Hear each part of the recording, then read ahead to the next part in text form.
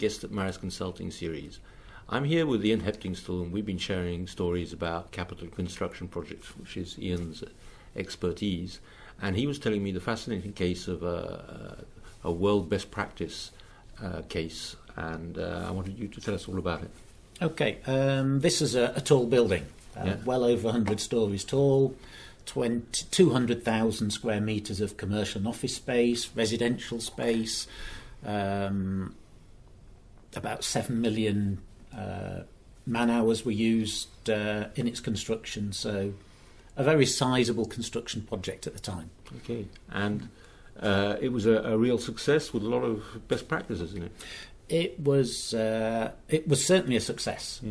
One of the most striking aspects was this project went from groundworks starting, and I think that was demolishing a hotel that was on site, to being complete in 410 days. And it finished exactly on the day it was meant to? It opened on the day it was meant to. Yes. Okay, and what were these best practices? All sorts of things. A single team was put together. As an example, the main contractor, the builder, was selected 2 weeks after the architect was. Okay.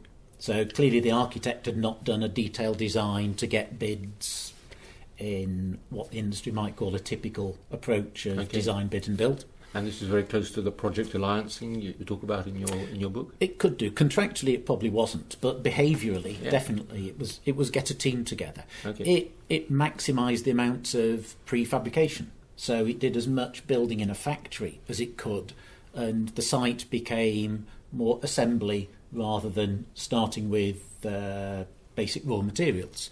It focused on speed. It had a lot of features that were designed for construction and designed for simple and convenient construction. Right. And the building still looks quite good. Okay.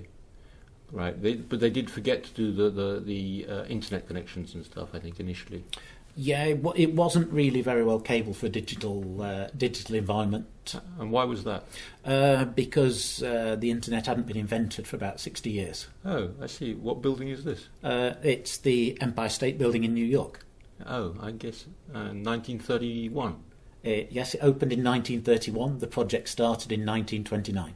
Okay, so in some ways the book you've published is all about how to do it as well as 80 years ago. Exactly. Yeah, okay. The construction industry has been struggling in terms of productivity over many, many years. Okay. Well, if you want to find out how you can build a building as successfully as the Empire State Building 80 years ago, why don't you buy Ian and Robert Bolton's new book, Breakthrough Project Management in Capital and Construction Projects. It'll tell you how you can do it as well as your grandparents did.